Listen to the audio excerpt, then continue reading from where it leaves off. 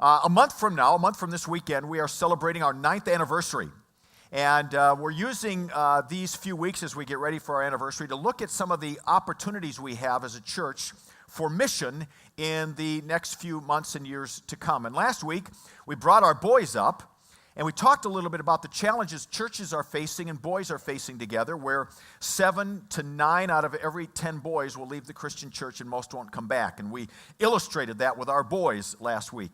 And we could have talked about some of the other things our boys are facing as well, but that's a pretty big one for a church. And we said we can be the church that changes that storyline. And so we are stealing from the Seattle Seahawks their mantra, why not us? And so we asked the question last week, why not us? Why can't we be the church that steps up and says, we're going to figure out how to keep our boys in church and call them into heroic manhood? Well, last week, my granddaughter was just upset with me all week long because I didn't give the girls equal opportunity. And I had every intent to give our girls equal opportunity. And so we're going to call our girls up front right now, all right? So I want to ask our girls to come on up. Some of them coming from Grace Adventure Club. If a couple of these little girls want to come, they can. If they don't want to, they don't have to. But girls, well, come on up, sweetie. I see you sneaking up. Hello, how are you? I haven't had my hug yet today. How are you? Huh? She's one of my friends here. It's good to see you. You want to get down right here? And I want all the girls to stand because we're going to meet you for just a moment. And then I'm going to say a couple things about you. Hi, Princess. And we're going to talk a little bit about some of the things that our girls are facing here today. So here's what I want you to do, girls. I want you to tell me your name and how old you are. Can you do that? Do you think about it for a minute? All right, you want to start, sweetheart? Avery, you want to start? What's your name? Avery. Avery. I'll bet you're wondering how I knew that. Huh? It's because I know everybody's name when they have a name tag on. All right? And I'm 5. You're 5. Are you in kindergarten yet, or are you still in preschool? Preschool age. Preschool. Yep. Well, excellent. That's okay. Phoebe? My name is Phoebe, and I'm 5 years old. You're 5 too? Wow. Are you in kindergarten? No, I got the wrong number. It's actually 6. You're 6. I thought you looked far more mature than just be 5. That's okay. You know what? It's okay, though, because every woman here, they lie about their age, too. So it's just normal. Yeah. Right? All right, sweetheart, your name? Shelby. Shelby, and how old are you? 4. 4. Very, very good. And your name? Lily, I'm 7 years old. Excellent. I'm 7. Excellent. My name is Allison, and I'm 4. You're 4, and you look today like you're dressed up like Belle. No? That's Aurora. Oh, that's Aurora. Okay. And Aurora, she was the one with the long hair, right? And they climbed up her hair?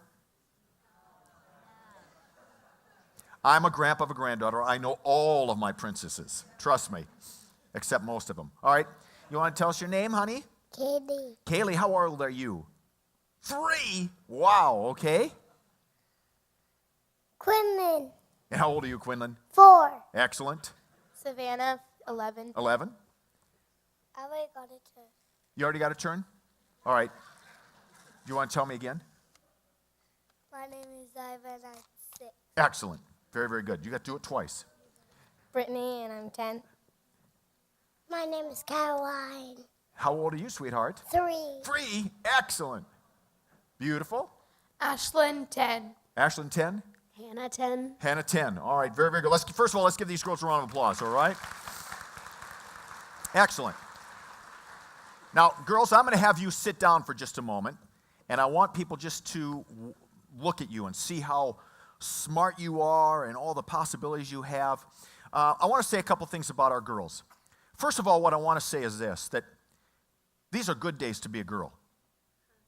And we have fought hard as a country and as a culture to make sure that these are good days to be a girl. We spend 25% more money on the education of our daughters than we do on our sons right now. Our daughters are ahead of our boys in every area of school. More girls are graduating from college than boys. More girls are graduating from postgraduate schools than our boys. Girls, young adult women today are now making more money than young adult men. These are good days to be a girl.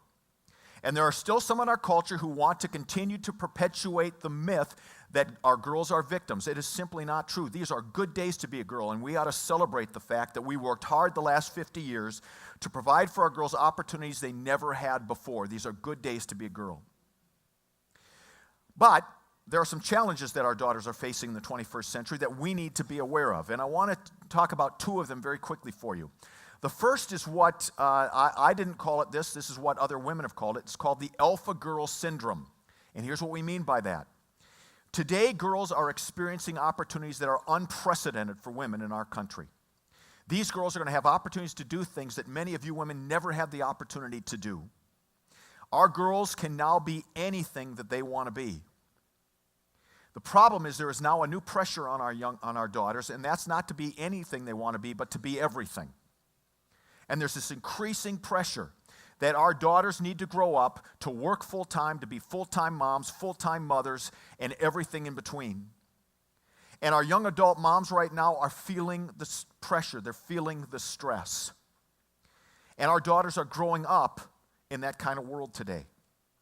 Now, women, you already know this. Guys don't know a lot of stuff. But here's one thing guys know that we can teach you women. There's one thing. You can't be everything. And we have the heart attacks to prove it. But here's the deal, women. You now have more heart attacks than men do. You're less happy than you were before the women's movement. Why? Because you have all of this unprecedented opportunity and all of this pressure to do it all. And at some point, somebody needs to stand up in the lives of these girls and bless them with these two truths. You can be anything you want to be, but listen to the voice of Jesus and hear his call to be who he called you to be. And to help these girls grow to be the women God created them to be, to help them to not listen to all the voices, but to listen to the voice that matters, the voice of Jesus. Someone needs to change that storyline in their lives, so why not us? Second issue they face, and I have to talk about this one very carefully. We are calling for our girls to grow up far too quickly. Now, I hope you understand my meaning. There's a word for it, and I'm not going to tell you what the word is, but it starts with an S and it ends with externalization, all right, of our girls. If you look at the images our girls are seeing today at younger and younger and younger ages, they are looking more grown up than they have any right to be. And it's putting pressures on our daughters that are unprecedented. So you combine those two issues, that of making our girls grow up too fast and the pressure to have to be everything, and it's no wonder you're having more heart attacks than men. It's no wonder that you're less happy than you used to be. And someone has to step in the gap for these girls and say, enough is enough. We want these girls to grow up to experience the joy and the fulfillment of being women who change the world, being women who follow Jesus. So why not us? Why can't we be the ones who step up and say, we're going to figure this out? Why can't we be the ones where you women say, I'm going to mentor one of these girls. I'm going to pour my life into her. And I'm going to have the courage to say to her, follow me as I follow Jesus. Why not us? And why can't we be the church that says to the other churches in the country, this is how you call women to follow Jesus and help them to grow to be healthy, functional women the way that God created them to be? Why not us? These are the girls. They represent some of the girls whose lives we can change. So why not us? All right, let's give these girls a round of applause. Girls, thank you very, very much.